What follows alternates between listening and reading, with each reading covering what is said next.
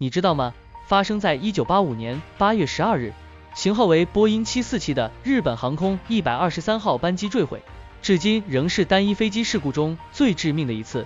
飞机从东京起飞时一切正常，但仅12分钟后，飞机尾部突然发生爆裂，巨大的气流冲破了机舱的压力隔板，瞬间导致机舱失压。更糟糕的是，这次爆裂摧毁了所有液压系统，导致飞行员失去了对飞机的控制。尽管如此，机组仍拼尽全力，用发动机推力试图稳定飞机。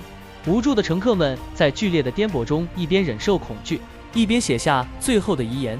最终，经过32分钟的挣扎，飞机坠毁在高天原山，化作一片火海。当时机上的524人中就有520人遇难。